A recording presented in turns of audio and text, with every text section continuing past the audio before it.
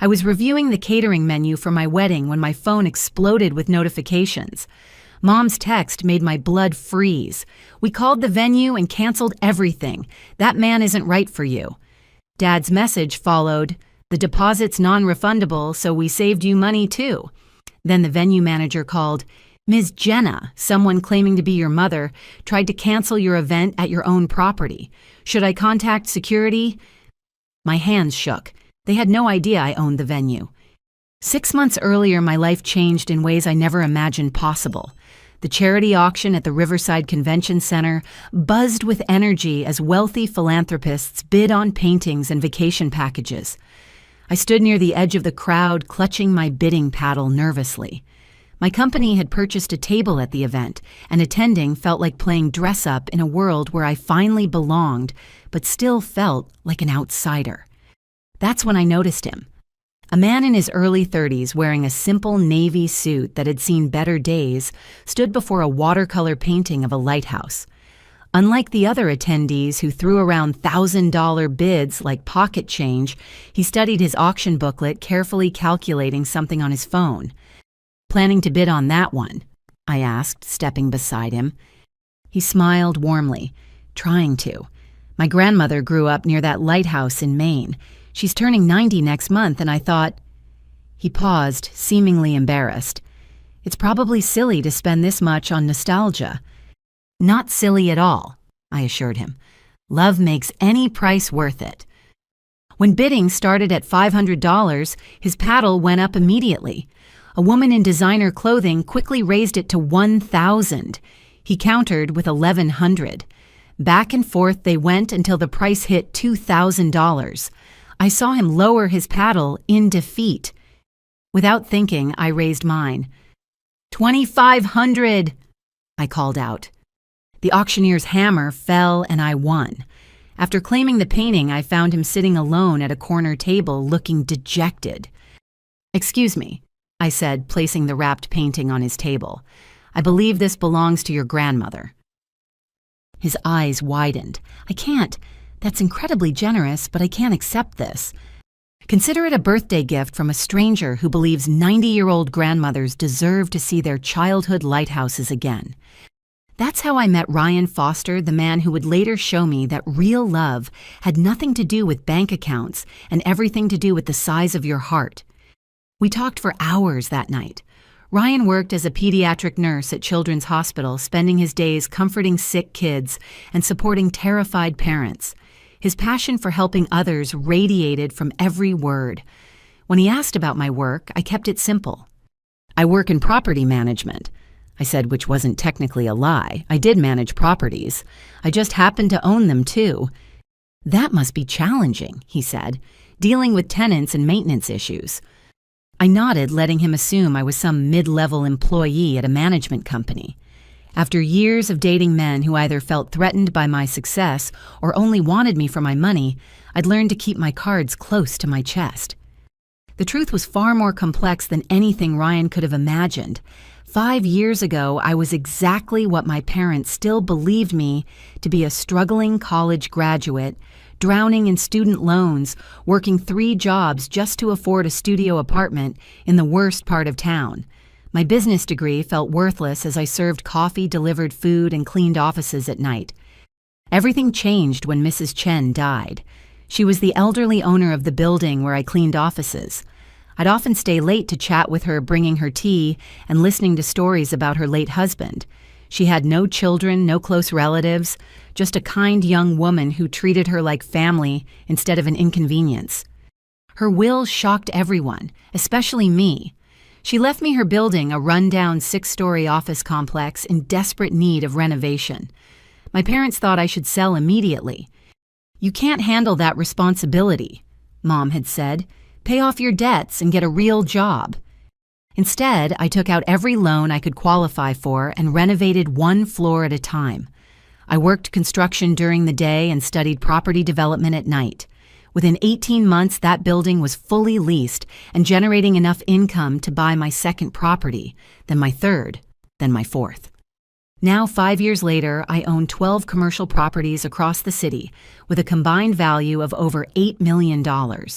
My crown jewel was Rosewood Estate, the city's premier wedding and event venue, which I'd purchased 2 years ago for $3.2 million. But my family knew none of this. To them, I was still poor little Jenna, barely scraping by, needing their constant advice and intervention. I'd kept the truth hidden after watching what success did to my younger sister Emma's marriage. Emma had been promoted to senior marketing director at her firm, finally out-earning her husband, Marcus. Within 6 months, he'd filed for divorce, claiming he felt emasculated by her success. My parents, instead of supporting Emma, had suggested she should have been content with a smaller role to preserve her marriage. Men need to feel like providers, Mom had lectured. You girls today don't understand that. So when Ryan and I started dating, I kept my success buried deep. He fell in love with the woman who brought takeout to his overnight shifts, who listened to his stories about sick children getting better, who understood that healing others was worth more than any paycheck. Our relationship bloomed beautifully. Ryan never questioned why I was vague about work details or why I always insisted on meeting at his apartment instead of mine. He assumed I was embarrassed by some cramped studio, not hiding a penthouse overlooking the river. 4 months into dating, Ryan introduced me to his parents via video call. George and Linda Foster radiated the same warmth as their son, immediately welcoming me into their lives. They shared embarrassing childhood stories about Ryan and sent me recipes for his favorite cookies. "You make our son so happy," Linda told me privately during one call. "We haven't seen him smile this much in years." The contrast with my own parents was stark. Harold and Margaret Williams lived in a beautiful colonial house they could barely afford, maintaining appearances at any cost. They still invited me to family dinners every Sunday, where the main course was always criticism with a side of unsolicited advice. "Jennifer from church has a son who's a lawyer," Mom would say. "Very successful. I could introduce you." "That's nice, Mom, but I'm seeing someone." "Is it serious? What does he do? Can he support a family?" I'd deflect and change subjects, knowing that revealing Ryan's profession would only intensify their matchmaking efforts. Everything shifted the Sunday I finally announced our engagement. Ryan had proposed on a sunset walk through the botanical gardens, with no flash, no audience, just pure emotion, and a vintage ring that belonged to his grandmother. The same grandmother whose lighthouse painting had brought us together. I waited until dessert to share the news. Emma noticed the ring, first her eyes lighting up with genuine happiness. "Is that—" "Ryan proposed," I said simply. "We're getting married." The silence that followed could have frozen hell. Dad carefully set down his coffee cup while Mom's face cycled through emotions like a broken traffic light. "Ryan," Mom said slowly, as if tasting something bitter. "That's the nurse, correct?" "He's a pediatric nurse specialist," I clarified. "He helps save children's lives." "How noble," she replied in a tone suggesting the opposite. "And his prospects? Surely he's planning to advance beyond bedside care." "He loves what he does. He's exactly where he wants to be." Dad cleared his throat. "Princess, you need to think practically. Marriage is about building a future. How can you build anything on a nurse's salary?" Emma kicked me under the table, a warning I understood perfectly. She'd heard these exact words before Marcus left, except then they'd been directed at her success rather than his lack of it. "I'm marrying Ryan because I love him," I said firmly, "because he's kind and compassionate and makes me laugh, because when I'm with him, I'm the best version of myself." "Love doesn't pay bills," Mom said, her lips pursing. "You're 28 years old, Jenna. You can't afford to make romantic mistakes. A woman's value in the marriage market decreases every year." The archaic statement made my skin crawl, but I bit my tongue. They still believed their struggling daughter needed a wealthy husband to save her from poverty. The irony that I could buy their house 10 times over wasn't lost on me. "We've set a date," I continued, ignoring their objections. "6 months from now at Rosewood Estate." Mom's eyebrows shot up. "Rosewood. Do you have any idea what that venue costs? How could you possibly afford, unless—" Her eyes narrowed. "Is Ryan paying? Is that why you're rushing into this?"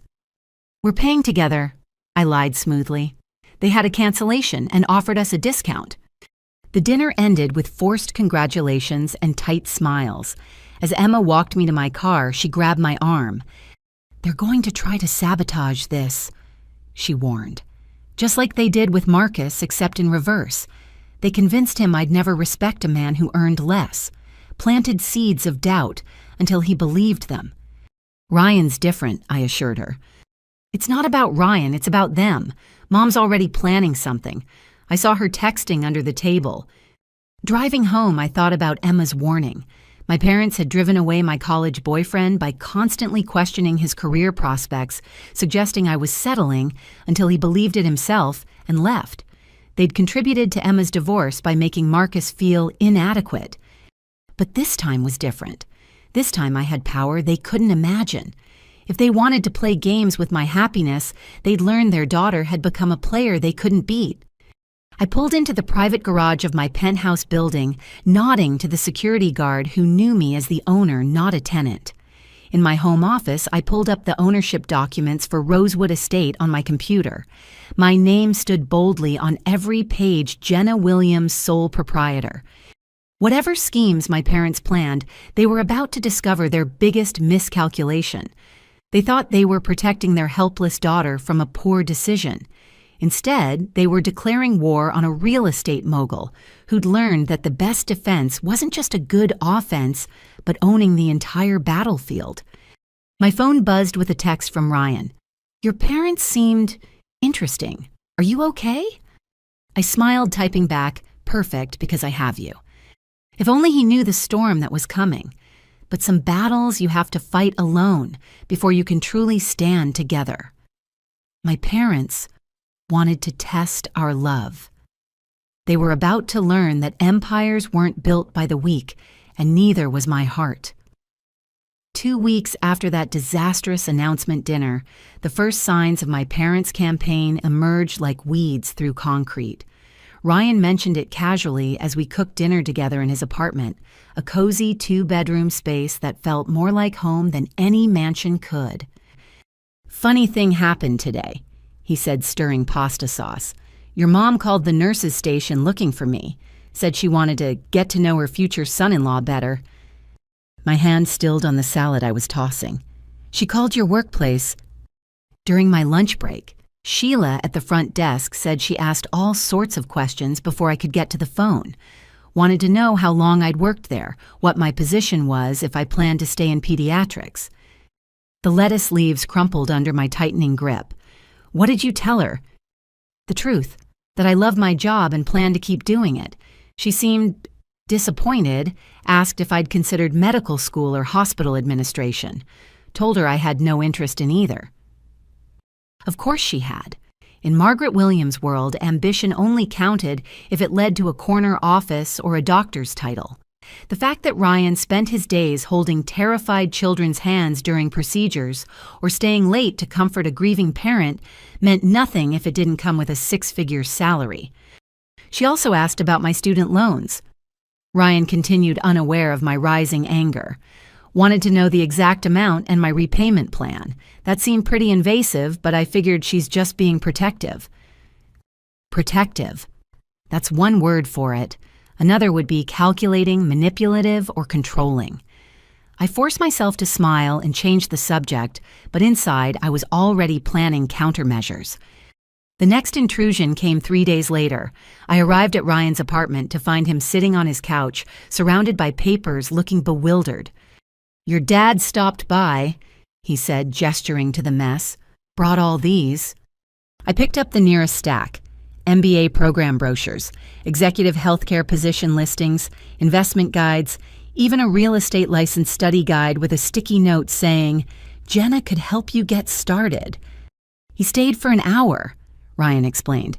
"Kept talking about maximizing potential and providing for a family. Offered to write me a recommendation letter for business school through his connections."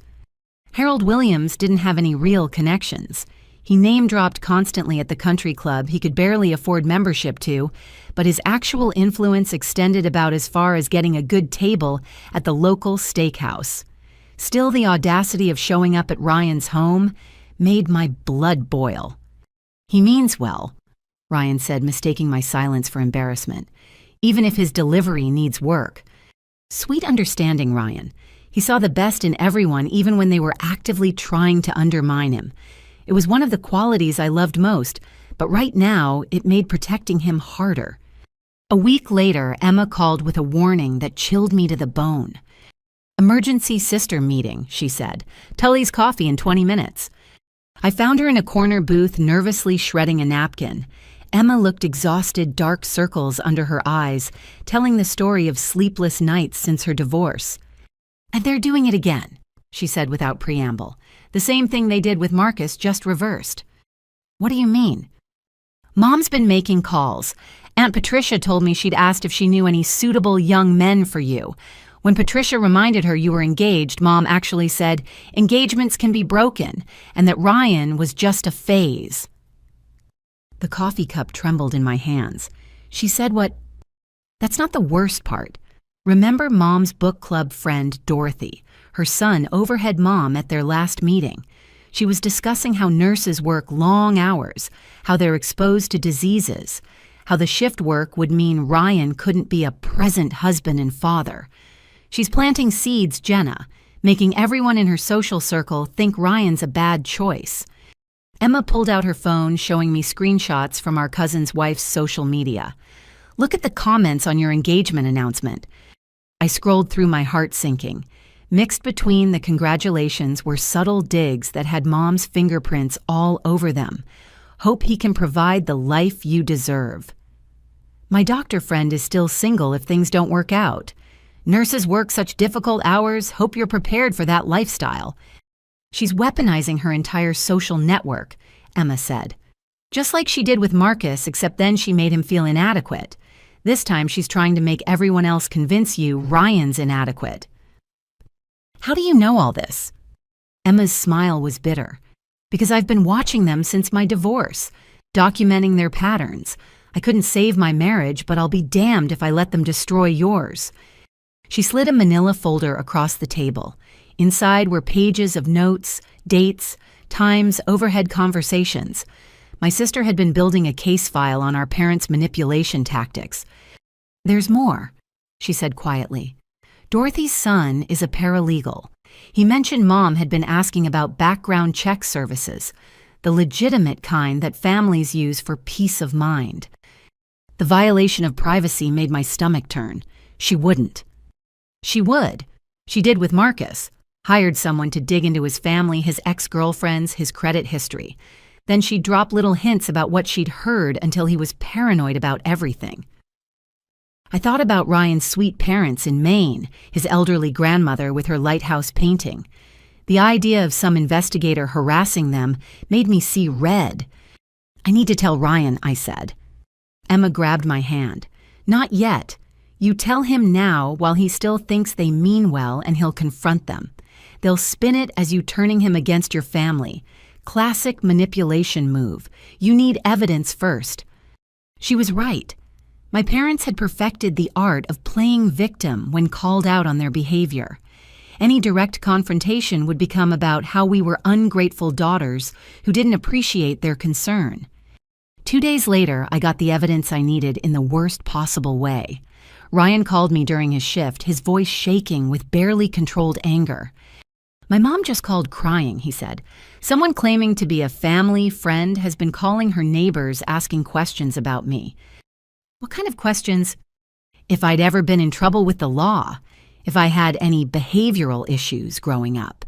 Mrs. Patterson next door was told it was for a routine employment verification, but Mom recognized your mother's description." My heart shattered.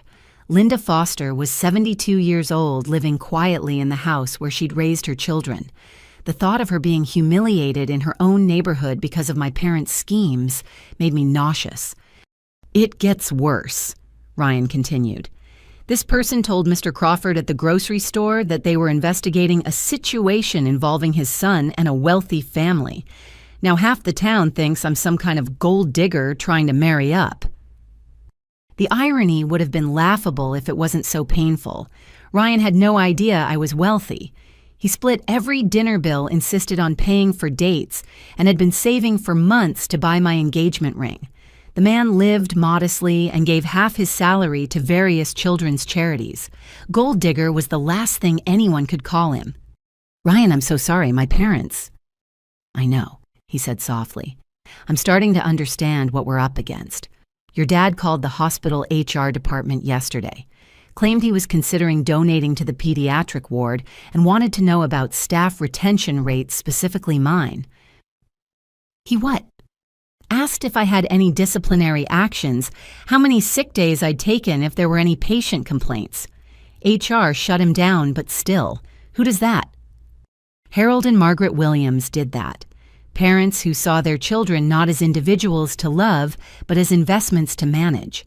Parents who believed love could be negotiated like a business deal, and happiness could be sacrificed for status. That night, I made my own calls. First to Thomas, my manager at Rosewood Estate. "Thomas, I need you to flag something for me. My parents might try to contact you about my wedding. Under no circumstances are they authorized to make any changes to my booking." "Of course, Ms. Williams. Should I alert security as well?" "Not yet. Just document any contact they make." Next, I called my lawyer, Patricia Hernandez, who'd handled all my property acquisitions. "I need to know my options if my parents escalate their interference in my personal life," I explained. "Are we talking about harassment, defamation?" "Possibly both. They're investigating my fiancé contacting his family, his workplace, trying to sabotage our relationship." Patricia's silence spoke volumes. She'd seen enough family dysfunction in her career to recognize dangerous patterns. "Start documenting everything," she advised. "Save texts, record calls. If legal in your state, keep a diary of incidents. If they cross certain lines, we can pursue restraining orders or cease and desist letters." "It won't come to that." I said, though I wasn't sure I believed it. "Jenna," Patricia said gently, "in my experience, parents who hire private investigators to sabotage their adult children's relationships don't respect normal boundaries. Protect yourself and protect Ryan." After hanging up, I sat in my home office staring at the wall of framed property deeds that represented my success. Each building had been a battle, each acquisition a victory against everyone who said I couldn't do it. But those fights had been against banks and sellers and market conditions. This fight was against the people who were supposed to love me unconditionally. My phone buzzed with a text from Ryan. "Despite everything, I love you. Your parents can investigate all they want. They won't find anything that changes how I feel about you." I smiled through tears. He was right.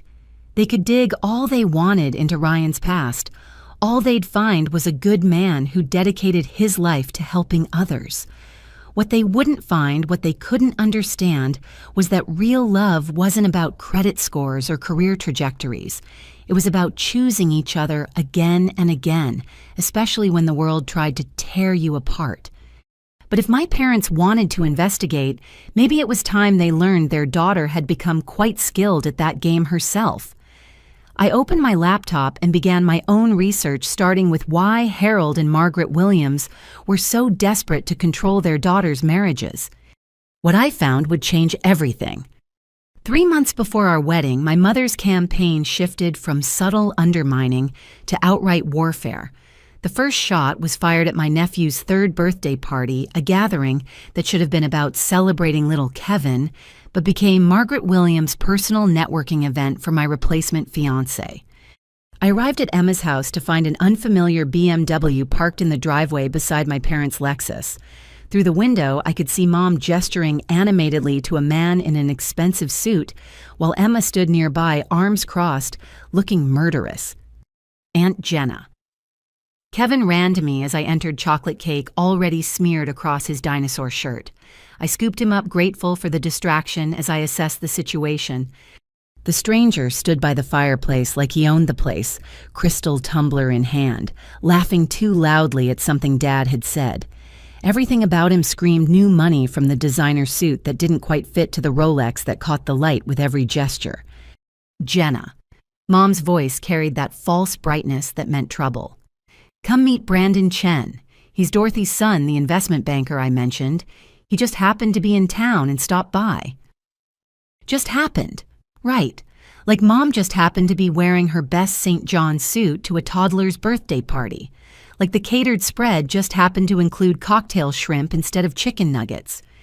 Brandon extended a manicured hand, his smile as practiced as a politician's. Your mother's told me so much about you.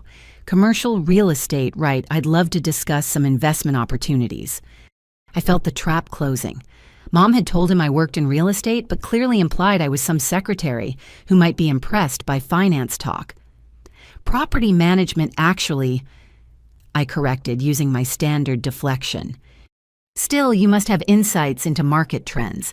We should have dinner sometime to discuss portfolio diversification. My fiancé and I would love that, I said, emphasizing the word fiancé. Ryan's very interested in investment strategies for his retirement planning. Brandon's smile flickered. Mom's jaw tightened. Dad suddenly found his whiskey fascinating. Speaking of Ryan, Mom interjected, such a shame he couldn't make it. Another weekend shift. He's at the hospital, yes. 3 kids came in from a car accident last night. He stayed past his shift to make sure they weren't alone while their parents were in surgery. How dedicated, Brandon said, managing to make compassion sound like a character flaw. Though I imagine the overtime helps with a nurse's salary. He doesn't get overtime for staying with scared children, I said coolly. He does it because he cares. Mom laughed that tinkling sound that preceded her cruelest cuts. Jenna's always been drawn to helping types. Remember in college when she dated that boy who wanted to join the Peace Corps? What was his name? The one who couldn't afford to take you anywhere nice. His name was Daniel, I said quietly. And he's now running a non-profit that's built schools for thousands of children in Guatemala. Yes, well, nobility doesn't pay for private schools, does it? Mom turned to Brandon. Do you have children? The conversation devolved from there, with Mom highlighting Brandon's achievements while finding ways to diminish Ryan's character. Investment wins versus saved lives. Stock portfolios versus holding a mother's hand while her child went into surgery. In Margaret Williams' world, the scorecard was clear. Emma appeared at my elbow during Mom's monologue about Brandon's vacation home. She's been at this for an hour, she whispered. Actually brought his resume, it's on the kitchen counter. She brought his resume to Kevin's birthday party, complete with salary history. I may have accidentally spilled juice on it. The party continued with Mom orchestrating casual moments for Brandon and me to interact. She seated him next to me during cake, had him help me carry presents to the car, even suggested we young people should check out the new wine bar downtown. I should go, I said, after 2 hours of dodging Brandon's advances and Mom's machinations. Ryan and I have wedding planning tomorrow. Oh, about that, Mom said, producing a business card with a flourish. Brandon knows the most wonderful wedding planner. Very exclusive. She could probably fix whatever modest arrangements you've made. Fix. As if my wedding was broken because Ryan was involved. The next week brought new depths to my parents' betrayal. Ryan and I were having lunch at his hospital when he got a call from HR. Mr. Foster, we need you to come to the office. There's been a situation. I waited in the cafeteria watching sick children in wheelchairs laugh at a therapy dog's tricks when Ryan returned looking shaken. Your father tried to bribe me, he said simply. The words didn't compute. What? Ryan pulled out his phone, showing me a recording app. After what happened with my mom, I started recording any unexpected visits. Good thing, too. He played the recording. My father's voice, usually so pompous and assured, sounded almost gentle. Ryan, you seem like a good kid. Smart, caring, but let's be realistic about compatibility. Jenna comes from a certain background, has certain expectations. What kind of expectations? Ryan's recorded voice asked. Financial ones, social ones, the kind a nurse's salary can't meet. I'm prepared to offer you $50,000, cash. No questions asked. All you have to do is tell Jenna you found someone else, someone more suitable to your station. You're trying to pay me to break your daughter's heart. I'm trying to save you both from heartbreak later. Take the money. Start fresh. Find a nice girl who'll be happy with what you can provide." The recording ended. Ryan watched me process what I'd heard, my face cycling through shock, rage, and devastation. "He actually tried to buy you off," I said numbly. "HR wants to know if I want to file a complaint about harassment. Apparently showing up at an employee's workplace to offer bribes falls under some policy violations." "God, Ryan, I'm so sorry. My parents are desperate," he finished. "The question is why? This goes beyond normal parental concern, Jenna. This is pathological." He was right. Even for my controlling parents, this level of manipulation seemed extreme. Mom's next move proved just how far they'd fallen from anything resembling normal parental behavior. Ryan was working a night shift when his phone exploded with calls from colleagues. Mom had called the hospital claiming I'd been in a serious accident. "She said you were at General Hospital in critical condition," Ryan explained later, his voice tight with residual panic. "I drove like a maniac, ran 3 red lights. When I got there, no one knew what I was talking about." She lied about me being in an accident. Gets worse. When I called her frantic, she said I must have misunderstood, that she'd said you might be in an accident if you insisted on driving during wedding planning stress. Then she suggested I meet her at Starbucks to discuss my concerns about your mental state. My mental state? I went. I was so confused and angry. She was there with Brandon Chen, acting like it was a coincidence. Kept talking about how emotional you'd been lately, how you needed someone stable to ground you.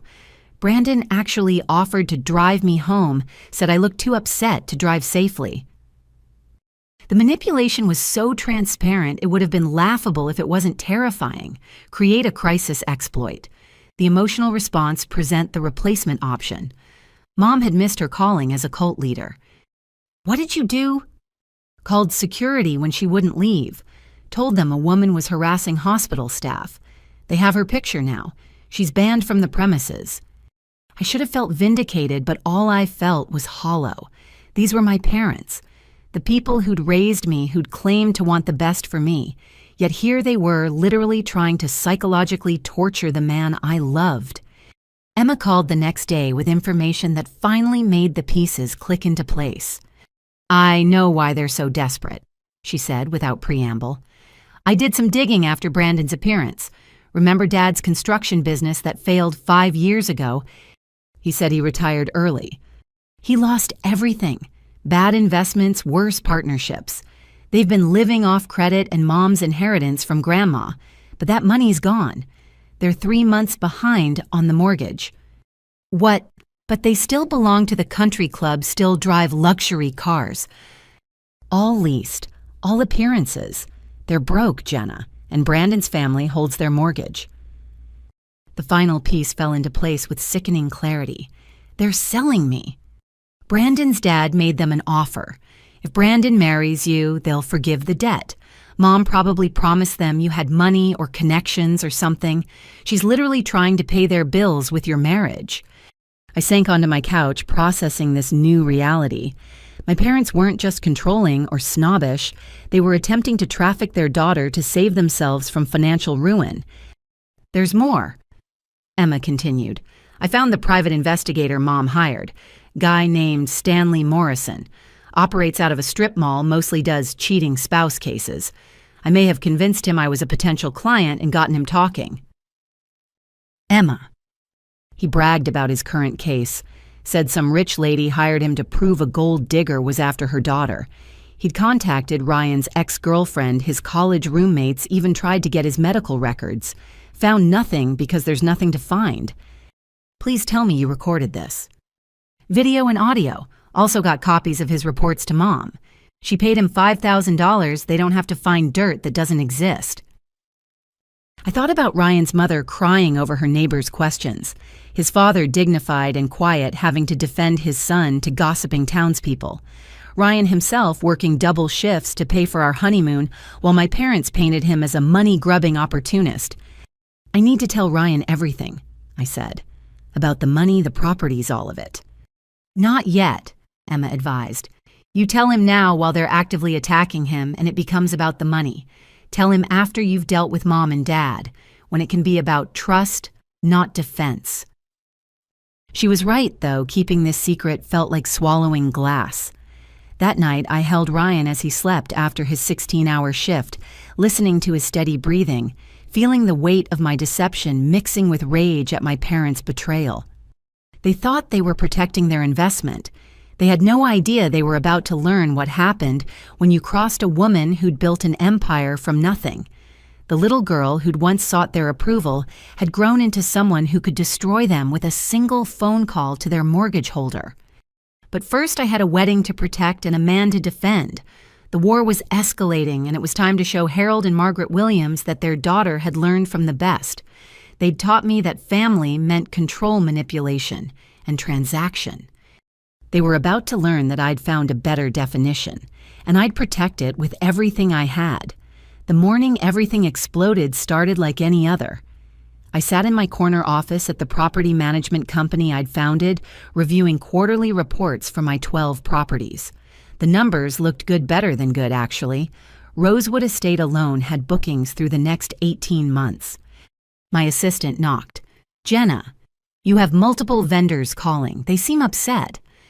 The first call was from Lily at Pristine Petals, our florist.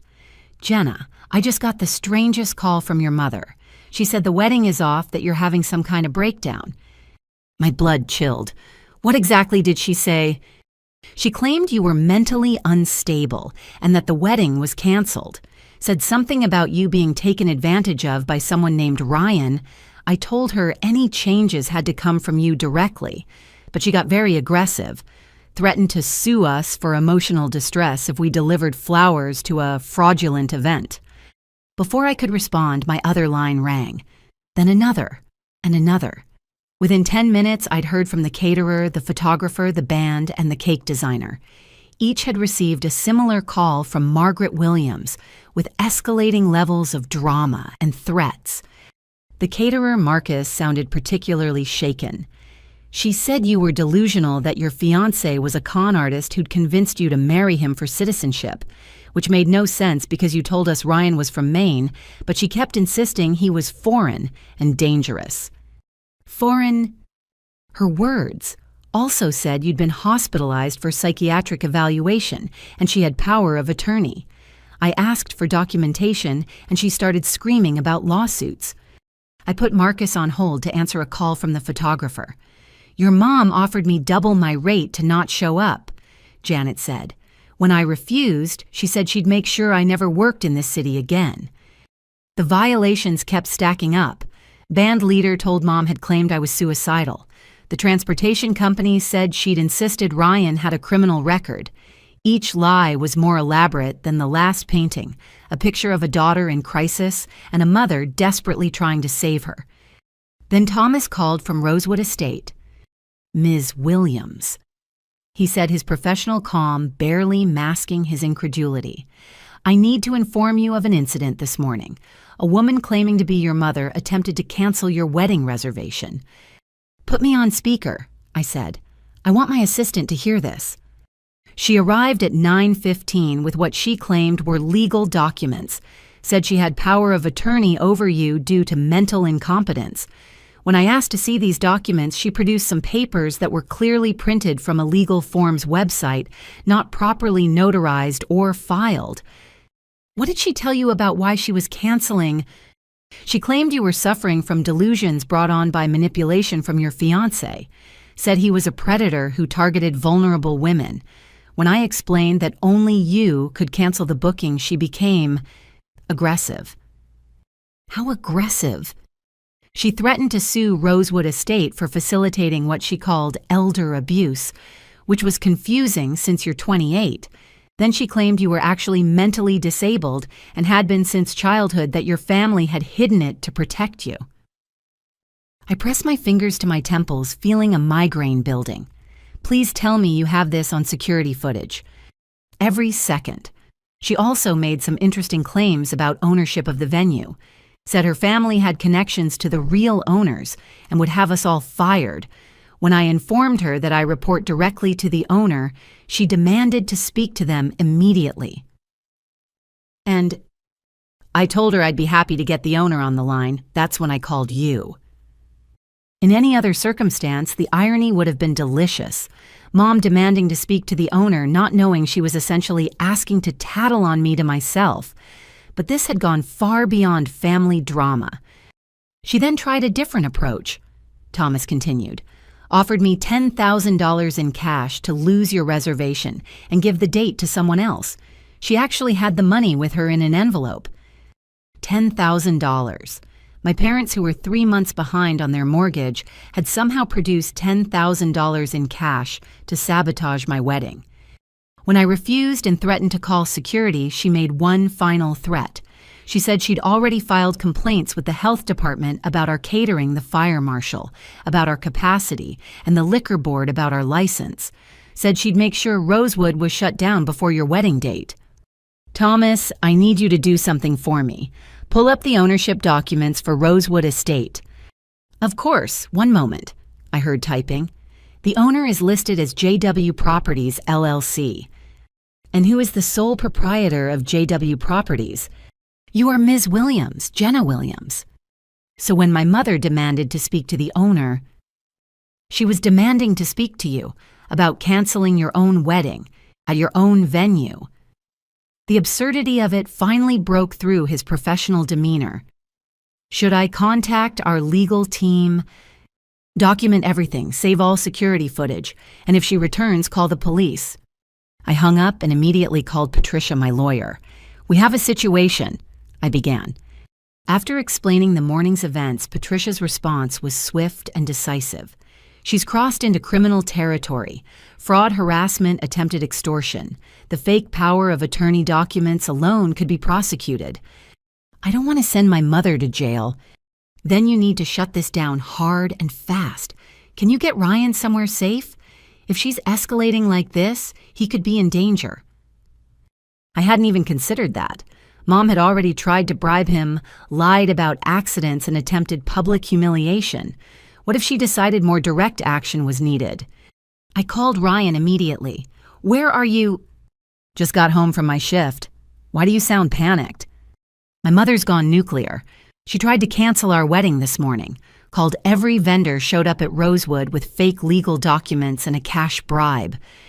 Jesus, are you okay? I'm fine, but I'm worried about you. She's already proven she'll lie about emergencies. What if she... My words were cut off by a crash in the background. Ryan... Someone just broke my window. I heard glass shattering, Ryan cursing. There's a brick with a note. Get out of there. Go to your neighbors and call the police. The note says, leave her alone or next time it won't be a window. My hands shook with rage. My mother had hired someone to throw a brick through my fiancé's window. This wasn't manipulation anymore. It was terrorism. I'm calling 911, I said. Stay on the line with me. 20 minutes later, I met Ryan at the police station. He looked shaken but unharmed, still in his scrubs from work. The desk sergeant took our statement with increasing disbelief. So your mother hired someone to vandalize Mr. Foster's home because she doesn't approve of your engagement. It's more complex than that. I began, then stopped. How did you explain that your parents were so desperate to sell you to their creditor's son that they'd resort to violence? We filed the report and Ryan came home with me for the first time. I watched his face as we entered my penthouse, taking in the floor-to-ceiling windows, the professional kitchen, the art on the walls. This is not what I expected from someone in property management, he said slowly. I own the company, I admitted, and 12 properties, including Rosewood Estate. Ryan sat heavily on the leather couch. You're rich. Yes. And you didn't tell me because every man I dated before either wanted me for my money or felt emasculated by it. Because my sister's husband left her when she became successful. Because I wanted someone to love me, not my bank account. Ryan was quiet for a long moment. Your parents think I'm after your money. My parents don't know I have money. They think they're protecting their poor daughter from a gold-digging nurse.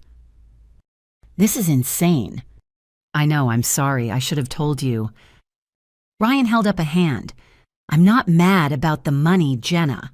I'm processing the fact that your mother just had someone attack my home because she thinks I'm not good enough for her secretly wealthy daughter who she thinks is poor. Do you realize how crazy that sentence is? Despite everything, I laughed. It was absurd, a tragedy of errors that would be comedic if it wasn't actively dangerous. What else did she do today? Ryan asked. I filled him in on the vendor calls, the fake documents, the bribery attempt. With each revelation, his face grew darker. She told people you were mentally incompetent, suicidal, that I was a predator. She's desperate. My sister found out they're broke. Brandon Chen's family holds their mortgage.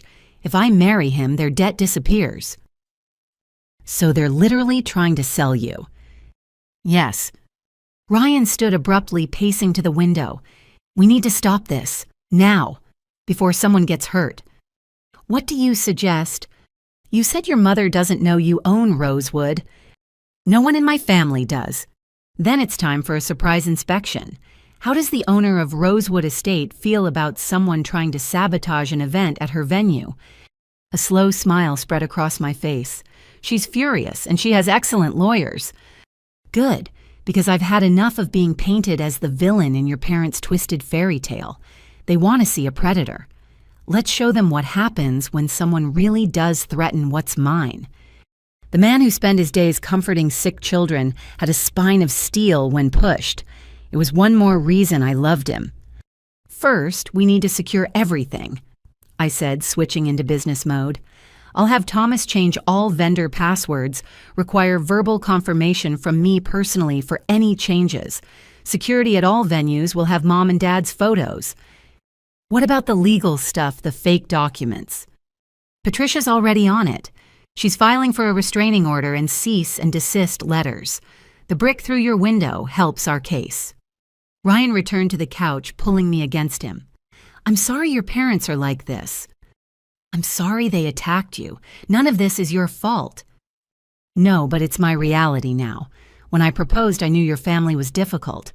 I didn't know they were dangerous. We sat in silence, processing the day's events. My phone buzzed with messages from vendors, all confirming they'd received my security updates. Rosewood Estate had already implemented new protocols. My empire was protecting itself. But as I looked at Ryan, I realized the real battle wasn't about venues or vendors. It was about whether love could survive when family became the enemy. My parents had fired every weapon in their arsenal today. They'd failed. Tomorrow it would be my turn to strike back, and unlike them, I had truth, resources, and righteous fury on my side. The little girl who'd once craved their approval had become a woman who could destroy them. The only question was whether I'd show them the mercy they'd never shown me. My war room wasn't in some corporate boardroom, but in my home office, surrounded by the evidence of my parents' campaign against my happiness. Patricia had arranged everything on the conference table security footage from Rosewood recordings of threatening calls to vendors, the fake power of attorney documents, photos of Ryan's shattered window and the crown jewel, the brick with its threatening note. This is enough to put your mother away for several years, Patricia said, adjusting her reading glasses. Fraud, harassment, attempted extortion conspiracy to commit vandalism. We could probably add defamation given what she told the vendors about Ryan. I don't want her in prison, I said. I want her to stop. Then we need leverage, more than just criminal charges. I'd spent the night thinking about this, strategizing like I did with property acquisitions. In business, you never showed your hand until you knew every card your opponent held. Time to reveal mine. Set up a meeting, I said. My parents' house tomorrow at 2. Tell them it's about the wedding and I'm willing to discuss their concerns. Bring your full team. Jenna. And bring the forensic accountant, the one who helped with the Meridian Plaza acquisition. Patricia's eyebrows rose. You want to do a full financial disclosure? I want to bury them in truth until they can't breathe. The next morning, I prepared like a general going to war. Conservative suit to throw them off, hair in a power bun that screamed, "Business, not bride." Ryan insisted on coming, and I didn't argue. He'd earned the right to face his accusers. We arrived at my parents' colonial in a convoy that would have made a diplomat envious. Patricia's BMW followed by her associate's Audi, the forensic accountant's Tesla, and my own understated Honda, a deliberate choice to maintain the illusion until the perfect moment. Mom answered the door in her pearls and St. John's suit her uniform for intimidation. Her smile faltered when she saw the entourage. "Jenna, darling, who are all these people?" "My legal team," I said, simply walking past her into the house where I'd grown up being told I'd never amount to anything without a successful husband. Dad waited in the living room, Brandon Chen beside him, like a poorly cast understudy. They'd actually invited him to my intervention. The audacity was almost admirable. "Sit," I commanded, taking the power position by the fireplace, where family photos showed happier times before money and manipulation poisoned everything. Patricia began setting up documents on the coffee table. The forensic accountant opened his laptop. Ryan stood beside me, solid and steady. "What is this?" Dad demanded. "This," Patricia said, "is a cease and desist meeting with the opportunity to avoid criminal prosecution." Mom's face went white. "Criminal, how dare you threaten us? We're trying to protect our daughter." By committing fraud, Patricia pulled out the fake documents. By attempting to bribe venue staff, by hiring someone to vandalize Mr. Foster's home. "We didn't hire anyone," Mom protested. "So the brick that went through his window just happened to have a threatening note in handwriting that matches yours." Patricia produced a handwriting analysis. "Would you like to explain that to a judge?" The room went silent except for the forensic accountant's typing. Brandon shifted uncomfortably, clearly reconsidering his presence. "Since you're so concerned about my financial security," I said, my voice deadly calm, "let's discuss it properly." I nodded to the accountant, who turned his laptop screen toward my parents. "Ms. Williams' current net worth as of market close yesterday." The number hung in the air like a bomb. $8.7 million. Mom made a strangled sound. Dad's whiskey glass slipped from nerveless fingers, shattering on the hardwood floor. That's impossible," Mom whispered. "Shall I break it down?" The accountant clicked through screens. 12 commercial properties valued at $6.8 million. Liquid assets of $1.2 million. Business valuation of $700,000. "Would you like to see the property list?" Each click was another nail in their coffin. The strip mall that generated $40,000 monthly, the office building in the financial district, and finally, Rosewood Estate. "You own Rosewood," Dad's voice cracked. "For 2 years now, which means when you tried to bribe my employee Thomas with $10,000 to cancel my wedding, you were attempting to bribe my staff to betray me in my own venue." Brandon stood abruptly. "I should go." "Sit down," I snapped. "You're part of this. Tell me, Brandon, what exactly did my parents promise you that I was some desperate woman who'd be grateful for your attention, that I needed saving from a poor nurse?" His silence was admission enough. "Let me guess. Your father holds their mortgage. 3 months behind facing foreclosure. Marry the daughter, forgive the debt. Did they mention I could buy your father's entire mortgage company?" "Jenna, sweetheart." Mom began reaching for manipulation's comfort. "We only wanted what's best." "Stop." The word cracked like a whip. "You wanted to sell me, like property, like I was an asset on your balance sheet instead of your daughter." "That's not true." Ryan spoke for the first time. "Mrs. Williams, you told my mother I was a predator. You called my colleagues saying I was after Jenna's money. You hired a private investigator to dig into my past. You threw a brick through my window. What part of that is wanting the best for your daughter?" "You're not good enough for her." The words exploded from Mom like poison finally reaching the surface. A nurse living in that tiny apartment, driving that old car, she deserves better. "You mean she deserved Brandon," I said, "who only wanted me to save your house." The truth hung heavy in the air. Patricia pulled out more documents. "These are the call recordings from vendors. Your voice, Mrs. Williams, claiming your daughter was mentally incompetent, suicidal, being manipulated. Would you like me to play them?" Mom's carefully constructed facade crumbled. We were desperate, all right. We're about to lose everything. The house, the cars, our reputation, everything. So you decided to destroy mine instead. You don't understand, Dad said, finding his voice. The shame of bankruptcy at our age, the humiliation, our friends at the club. Your friends at the club would respect you more for honesty than for selling your daughter, Ryan said quietly, but you'd rather destroy her happiness than admit you failed. Patricia pulled out the final document. This is a restraining order. Sign it and we don't pursue criminal charges. Violate it and you'll be arrested. The terms are simple. No contact with Jenna or Ryan. No contact with any wedding vendors. No contact with Ryan's family or workplace. Come within 500 feet of Rosewood Estate and you'll be arrested on site. You're banning us from your wedding. Mom's tears were real now. You banned yourselves when you tried to cancel it, I said. When you chose money over love, when you decided I was currency instead of your child. What about our house? Dad asked the question, revealing his priorities. I looked at the man who'd tried to bribe away my happiness, the woman who'd painted me as mentally ill to save face. These people who shared my DNA but had never shared my values. I'll pay off your mortgage, I said quietly. Both their faces lit with hope until I continued.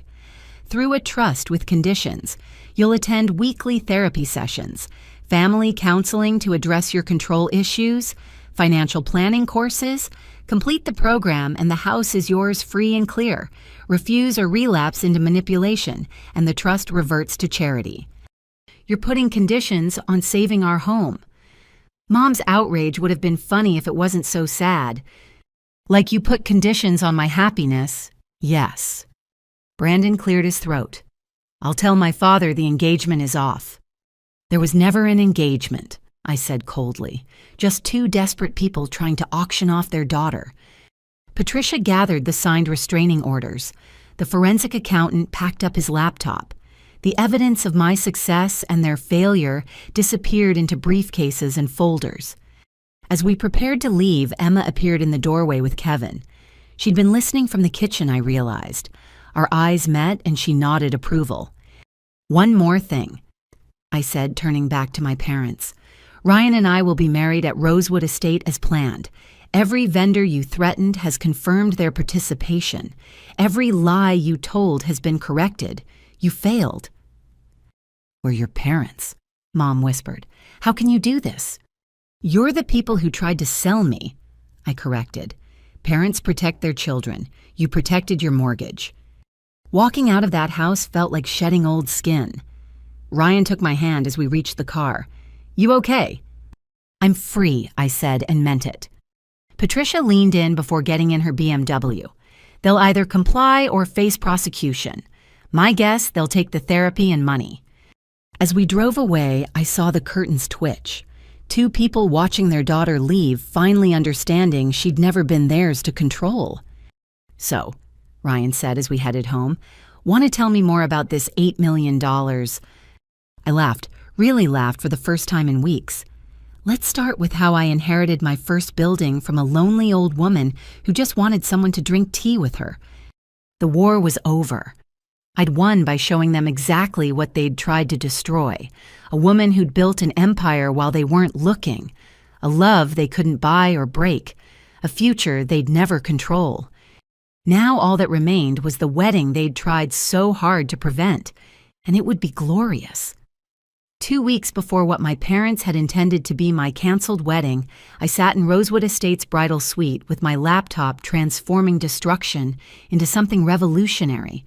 Every attempt at sabotage would become part of our story. Every lie would be countered with truth.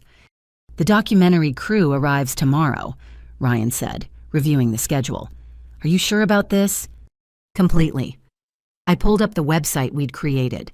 thetruthaboutlove.com. Every couple who's faced family sabotage needs to know they're not alone.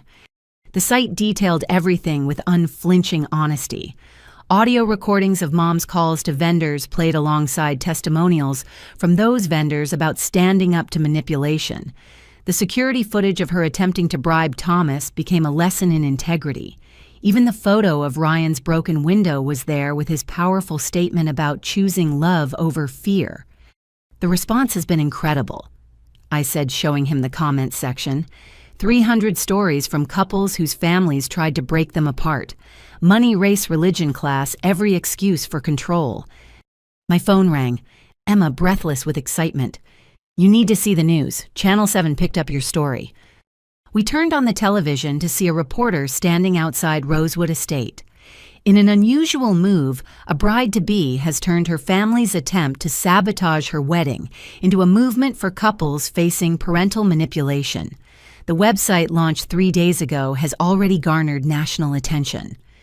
The segment included an interview with Thomas, who spoke eloquently about integrity in business and life. Several vendors appeared, sharing their own stories of demanding parents and grateful couples. The piece ended with a simple message: love is not a transaction. My parents must be losing their minds, I said. Good, Emma replied. I just left their house. They're in therapy, by the way. The therapist already called them out for viewing children as investments. Dad actually cried. Progress, though. I wouldn't hold my breath for miracles. The wedding planning continued with a new theme: triumph over adversity. The florist created arrangements representing growth through concrete. The menu featured dishes from couples who'd overcome family opposition, their love stories printed on cards at each setting. The photographer prepared a display of real couples' photos, all holding signs with messages to controlling parents. 3 days before the wedding, an unexpected ally emerged. Marcus, Emma's ex-husband, called asking to meet. We met at a quiet cafe, the same one where Emma had warned me about our parents' patterns. Marcus looked older, worn down by regret. I saw your website, he began.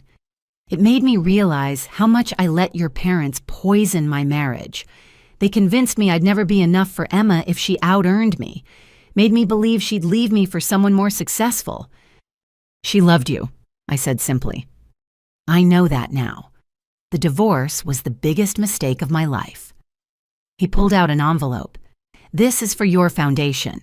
I want to support couples who are stronger than I was. Inside was a check for $50,000. Marcus, it's what I should have spent on therapy instead of lawyers.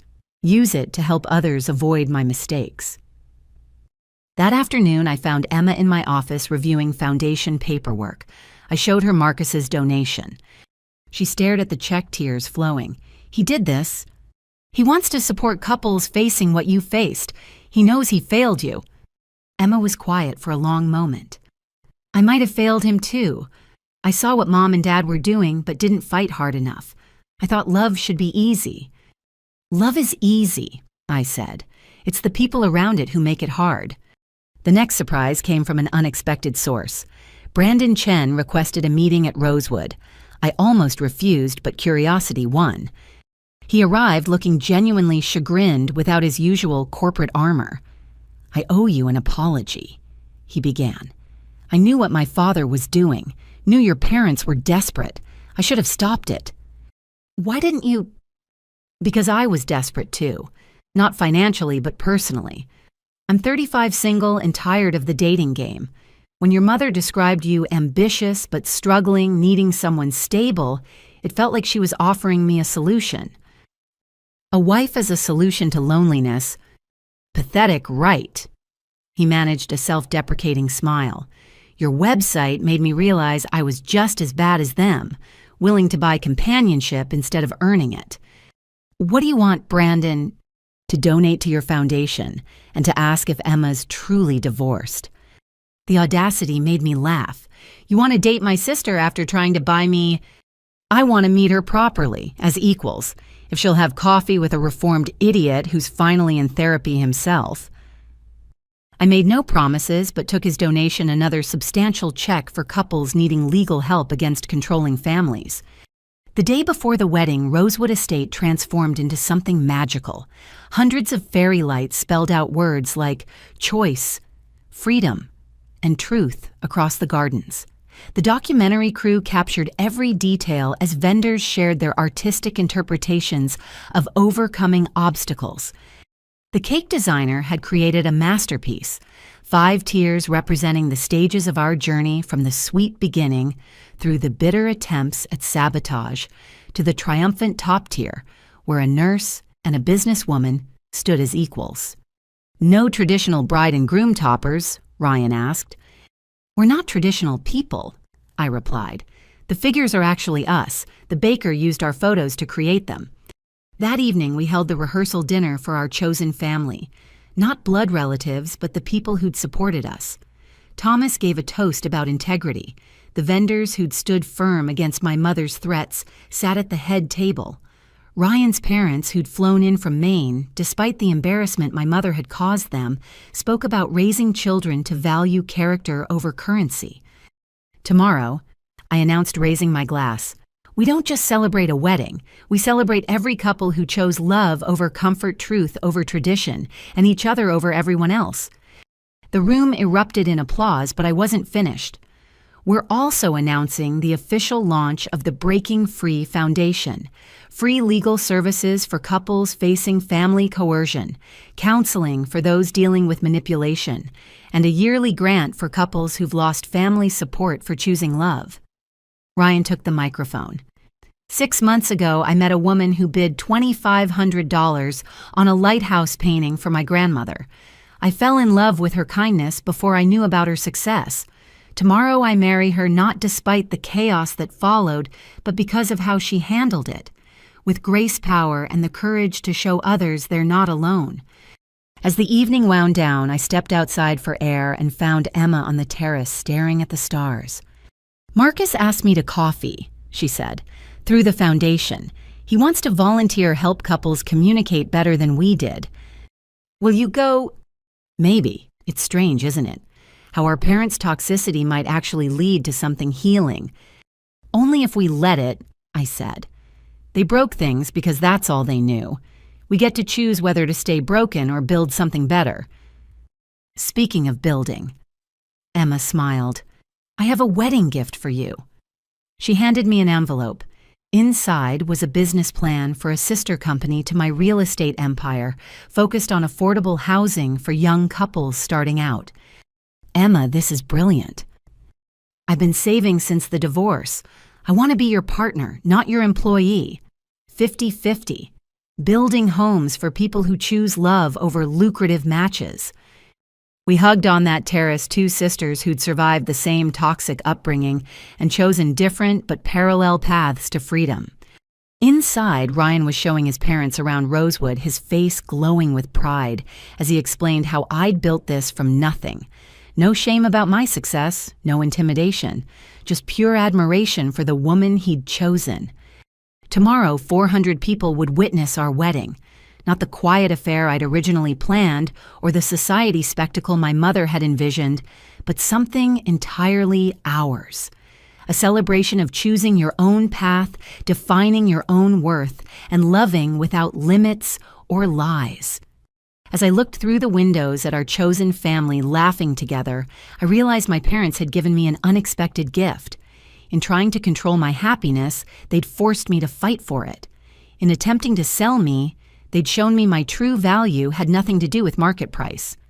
Tomorrow I'd walk down the aisle alone, giving myself away to a man who saw my worth before knowing my wealth.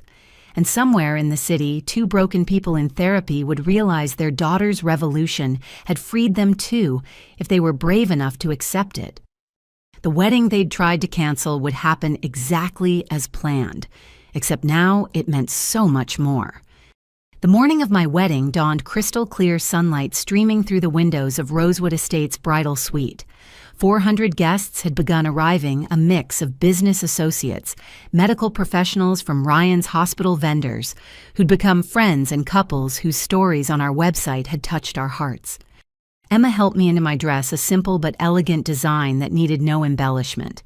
My success didn't require designer labels. My worth wasn't displayed in carats or crystals. You look radiant, she said, adjusting my veil, like a woman who fought for her happiness and won. Through the window, I could see the gardens filling with guests. The documentary crew moved discreetly among them, capturing conversations about love, family, and the courage to choose your own path. Several couples held hands tightly, their own traumatic family experiences reflected in our story. Ms. Jenna. Thomas knocked softly. There's a situation at the main gate. My heart sank. Despite the restraining order, I'd wondered if my parents would attempt something. Security issue. Not exactly. Your parents are here. They're not trying to enter, just standing there, with flowers. Emma and I exchanged glances. I moved to the window overlooking the entrance. There they were, Harold and Margaret Williams, looking smaller than I'd ever seen them. Dad held a simple bouquet of daisies, my favorite flowers from childhood. Mom clutched what appeared to be a letter. They've been there an hour, Thomas continued. Not approaching, not causing trouble, just waiting. Hoping, Emma corrected softly. They're hoping. I thought about the restraining order, the attempted sabotage, the lies and manipulation. Then I thought about the reports from their therapist, the genuine progress she'd described, the way Dad had broken down when forced to confront his view of daughters as investments. Bring them to the small chapel, I decided. Not the main ceremony, but they can wait there. I'll decide after the wedding if I want to see them. Thomas nodded and left. Emma squeezed my hand. That was generous. That was human, I corrected. They're broken people who broke their children. But broken things can sometimes be repaired. A knock interrupted us. Delivery for the bride, a voice called. Emma opened the door to reveal Marcus holding an enormous arrangement of stargazer lilies. These are for you, he said, then looked at Emma. But I was hoping we could talk, after the ceremony, about coffee and second chances and being better than we were. Emma's smile was answer enough. Sometimes revolution meant circling back with new wisdom. The music began my cue to take my position, but first I had one more visitor. Ryan's mother, Linda, appeared, tears already flowing. I wanted to thank you, she said simply, for choosing my son, for fighting for him when your family tried to tear him down, for showing him that love doesn't calculate worth in dollars. He showed me the same thing, I replied, that healing others matters more than hefty bank accounts. She pressed a small box into my hands. This was Ryan's great-grandmother's, another strong woman who chose her own path. She'd want you to have it. Inside was a simple gold bracelet with an inscription, "Love is the only currency that matters." I clasped it on completing my ensemble with 3 generations of women who understood true value. The walk to the ceremony entrance felt both endless and instant. 400 people rose as the music swelled, but I only saw Ryan standing at the altar in his simple navy suit, the same one he'd worn the night we met. His smile held everything, pride, joy, and complete certainty that this moment was worth every battle we'd fought. I walked alone, no father to give me away, because I was giving myself. Each step was a choice, a declaration that my worth wasn't determined by anyone else's valuation. Halfway down the aisle, I noticed unexpected faces. Several of Mom's book club friends, the ones she'd tried to turn against us. Dorothy Chen sat with her husband, but not Brandon, who I later learned had started his own therapy journey. Even the private investigator my mother had hired was there, having reached out through the website to apologize and share his own story of escaping a controlling family. As I reached Ryan, he whispered, "You built all this and you still chose me." "I built all this because I chose you," I corrected, "because you showed me love was worth more than any property I could acquire." The ceremony itself was simple. Our vows focused on partnership, not possession. Ryan promised to never let my success diminish his own worth. I promised to never let money become more important than moments. We both promised to face future challenges as we'd faced the past ones together. By the power vested in me, the officiant said, and by your choice to stand against those who would control your happiness, I pronounce you partners in all things. Our kiss sealed more than marriage. It sealed our revolution. The reception transformed Rosewood's ballroom into a celebration of freed love. The first dance wasn't just ours. We invited every couple who'd overcome family opposition to join us. the floor filled with pairs who'd chosen each other over easier paths. During dinner, I stood to address the room. 6 months ago, my parents tried to cancel this wedding.